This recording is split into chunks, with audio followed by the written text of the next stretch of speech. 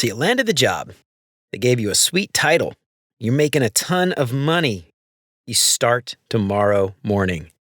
What do? How do you show your value? How do you prove your worth? Joining a new team can be a stressful situation if you let it get away from you. But joining a new team doesn't have to be overly stressful. It can be a great way to introduce yourself to the team, get to meet new friends, learn some new things, and show off some of those skills. So stick around and we'll break it down.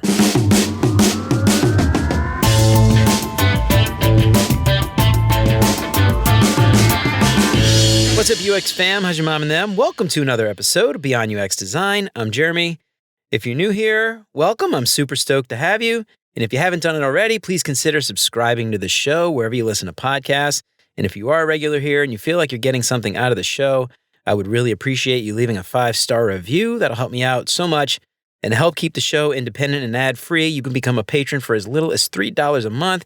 And if you do that, you'll get some sweet perks for your support. And of course, if you think the show is worth sharing, then I would love it if you told some friends. For more information on how you can help more people find out about the show, make sure to check out beyonduxdesign.com/support.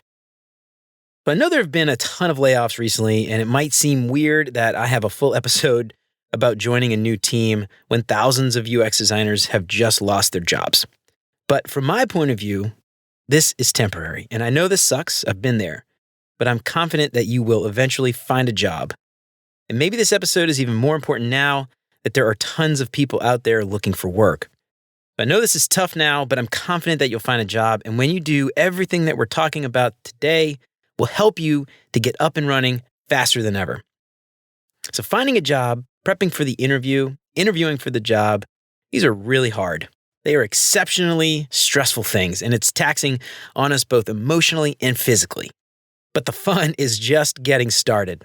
So now you need to join a team and earn that fat UX salary that you were promised. So what do? Well, if you haven't had a lot of design jobs, or if this is your first UX job, the good news is that it isn't all that different from starting any other job. Joining a team, regardless of your role, it should be pretty similar to what we're going to talk about today. So if you've ever joined a team in any capacity, you've likely figured out some of these things along the way, and hopefully you didn't have to learn them the hard way.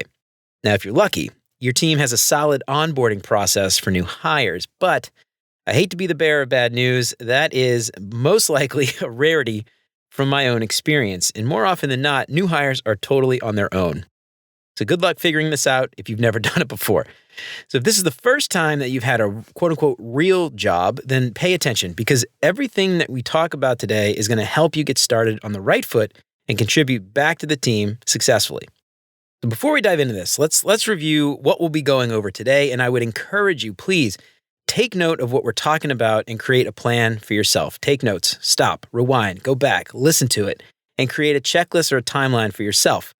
And I think it'll be really handy to have this somewhere that you can reference.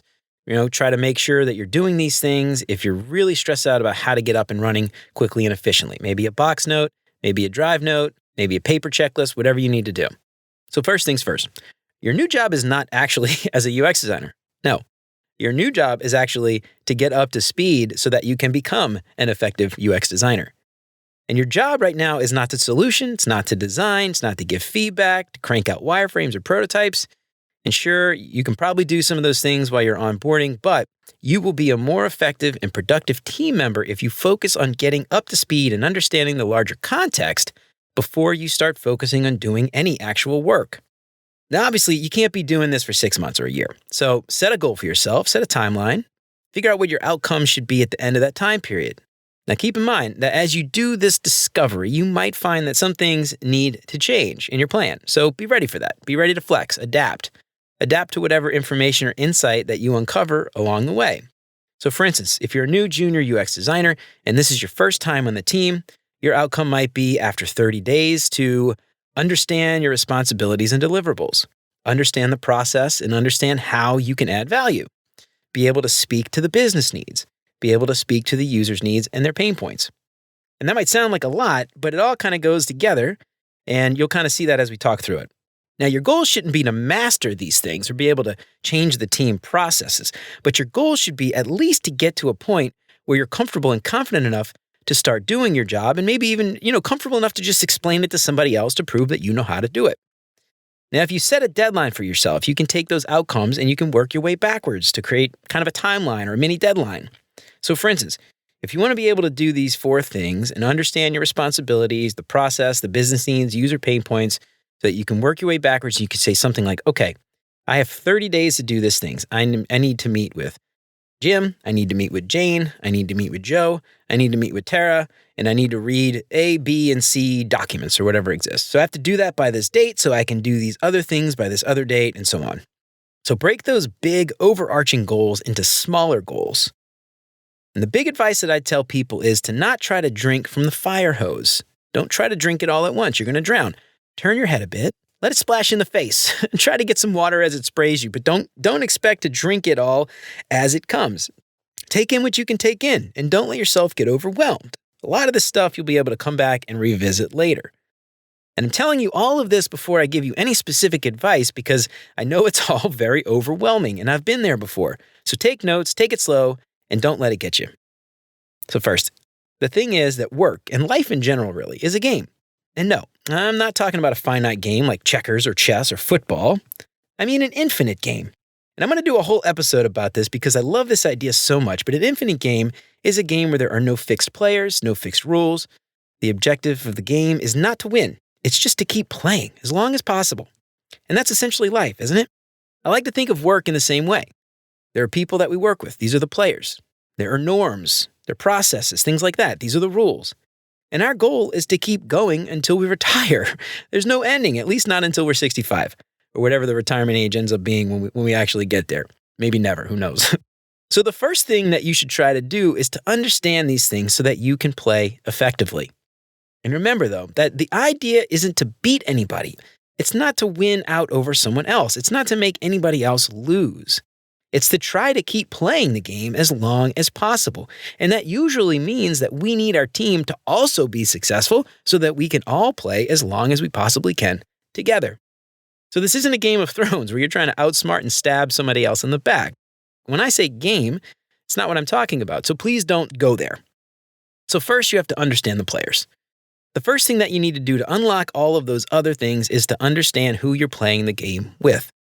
We need to get to know who the people on our team are. We need to get to know the stakeholders. We need to understand who makes the decisions, who answers to whom, what are their goals, what outcomes are they responsible for, how can they help you do your job, and how can you help them to do theirs. And there are a lot of ways that you can do this. And if you're in person, I would highly recommend a face-to-face meeting over coffee or a walk around the block. But if you're remote, obviously this can be a video call. So these get-to-know calls are so important. And try not to talk too much about work, at first at least. Spend some time getting to know the person, personally. And in a previous episode, we talked a lot about building relationships. So I won't get too detailed here, but if you need a refresher, go back, check out episode 6, where we deep dive into some of these tips and tricks on how to build strong relationships. And in that episode, we talked about warmth cues and being somebody on your team that your team actually wants to talk to. We talked about building relationships with people in other time zones and even continents or cultures and learning a few words in their language and being aware of their holidays so that you don't bug them on their day off, things like that. All of these things are very important. And all those things in that episode are what you're trying to do here, build strong relationships. So make sure you use some of this time too to talk about your role, find out what their expectations for this role are, and let them know what your expectations for this role are. And see how you can help them in their day-to-day work, and see how they might be able to work with you. And ask who else they think you should talk to. Get a list of maybe 3 to 5 people who they think would be able to help you in this role, or people that they think you'd be working with. And your goal with these meetings is to start to get a sense of all the players that you might interact with on a day-to-day. The goal of these meetings is to start to get a sense of all the players that you might interact with on a given day or throughout the course of the project. Get a sense of who reports to who. Get a sense of what these individuals' motivations are. Do you think they'd be a good ally? Do you think they'd be able to help back you up in the future if you come across a roadblock or another? I think it's a good idea to also draw a map. Show who reports to who, kind of draw a matrix, an org matrix, or a spaghetti chart, if you will. That can help to visualize the organization a little bit better. And this is especially true if you work in a really big company. Now, a few key takeaways from all of these discussions, right? First, try to get a sense of who you'll work with best. There are likely people in here that you'll naturally gravitate towards, and there are people that you might butt heads with. Foster those positive relationships and try to build up potential allies. You're going to come across a lot of situations in your work as a UX designer where people won't agree with your decisions, or you don't have access to a different stakeholder. Try to find somebody here who can speak on your behalf, at least someone who agrees with your ideas and thoughts on various things. You're going to need these people later. Take notes during these meetings, and if people talk about their kids or something, write it down. Try to remember these things and use these details later. It will absolutely help to build trust. So take note of the language that they use. If these people are using similar language, try to adopt it and to use it. And this will help you to sound less like an outsider and more like you're one of the team. Do not be afraid to ask stupid questions at any point here. Take advantage of being the quote-unquote new guy and ask as many dumb questions as you can think of before you feel like you can't ask them later, which, by the way, you should never feel bad about doing. Always ask stupid questions because most people in the room will be the ones afraid to ask the stupid questions, and they will appreciate the fact that you're bringing it up. And if somebody uses a term or an acronym that you aren't aware of, ask them what it means. Write it down to reference later, and I promise you will run across a lot of things like this. Now, all the conversations that you're having with these various players are going to give you insights into what the rules are. And these rules can be unofficial things like words that people use to describe one thing or another. It could be how the team works together. It could be more official things like regular meetings, who facilitates them, who's responsible for what, who reports to who, how decisions are made, how things are documented. All of these things would be the rules that all the other players play by. And it's important to understand all these things so that when you start working, you can transition into day-to-day work without a lot of hiccups or misunderstandings. So as you're talking to all these people in your initial one-on-ones, they might mention things like this, which is one of the ways to understand the rules. Another might be documentation. Maybe they have standard work or process maps of how things are done. There could be things on shared drives or onboarding videos, things like this. And if it's not listed out somewhere, the chances are good these individual people can send you where you need to go to find out all of this information. So just like spending a bunch of time talking to your new colleagues, you're going to spend a ton of time going over all of this information. And some of this will definitely take longer than others, but it's important to go through whatever information is available to you to get a sense of the context around everything that you'll be doing. This could be context around decision-making, why decisions are made the way they were made. If a team has done a retro, maybe you can look at past comments to see why things are the way they are today. This could be around processes like how roadmaps are established, who decides what to build and why, what stakeholders are included and why. That's certainly not everything, and individual details might change depending on your role, the company, and even the specific team. So when it comes to rules of the game, quote unquote, there are so many things to think about that it's nearly impossible to list all of them here. But here are a few specific things and places to start. Understand what the company does. Why does it exist? How does it make money? Understand the users and what their problems are as best as you can. Read through all the personas, journey maps, service blueprints, empathy maps, whatever artifacts the UX team has created over the years. Soak in as many maps, decks, videos, audio, notes, or whatever is available. If you can go through research decks, do that. If you can watch user interviews or usability studies, do that. Learn the company language and start to use it. Understand the vocabulary and the acronyms. Now, I personally hate acronyms, but before you start trying to change the habit, get used to using them to reduce the friction and not seem like some outsider that's coming in to change everything. And do as much desk research as you possibly can before you ask questions. I know you're going to have a million questions, but before you go and ask the same person over and over why something is the way it is, or where something is, or whatever other things you need to ask, try to find it for yourself. Then when you do ask, explain what you did to try to find the answer and how you couldn't find it, and then ask the question. And if you're going to ask questions, try not to ping the same person over and over and over again. Try to spread it around if you can. Get a sense for all the processes. How are projects kicked off? Who leads what activity? What regular activities do the teams have?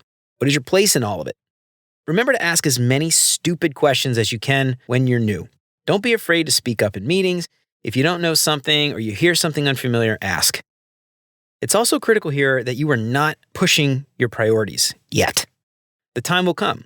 But before you can push your agenda and priorities, you need to build these relationships and the trust first so that you don't seem like an outsider coming in to change everything on day one. Don't come to these meetings with any preconceived notions about who they are, what they do, why they do anything. Come to these meetings with an open mind, with your only goal of getting to know the human being a little bit better and how you can best work together. That's it. The idea here is that you want to build context before you start talking about changing anything. And this leads to the next point. Don't push your agenda yet. The most important thing that you can do in your first 30 days is to understand all of the things that you need to understand, soak it all in. Don't come in with any preconceived notions and work to build empathy for your team, to understand where they are coming from, why they made the decisions that they did, and try to understand your place. Before you start suggesting changes, it's critical to understand these things. And if you look at the outcomes that we established earlier, in that example at least, I didn't set any outcomes that had anything to do with changing something. Our goal at the end of these 30 days, or whatever time we've set, should be to just understand enough to be able to speak to it in a conversation. It's to understand the context so that later, when we give our opinion or we suggest a change, that you're doing it with the right context or the right assumptions or the right data points. Remember that no one is, or shouldn't at least, expect you to be coming out swinging on day one, to continue this ball game analogy. They're not going to expect you to make decisions. They're not going to expect you to make big decisions.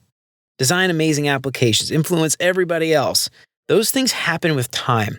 And don't feel like anybody expects this from you from the get-go, because they probably don't. Here are the few things to remember for your first 30 days. Try to avoid having any preconceived notions or making any assumptions for the first several weeks.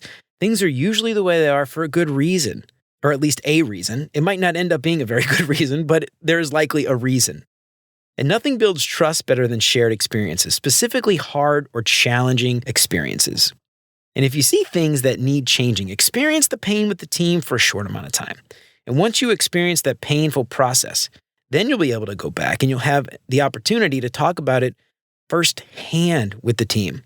You'll be able to speak firsthand about that process not working. The team would have gone through it with you, and you'll be able to better articulate how it's bad, why it's bad, what's specifically broken, how it affected you, and why you think your idea is a better solution. Wait to give your opinion until you feel like you have all the pieces in place. Somebody might ask you for your opinion early on, and that's totally fine.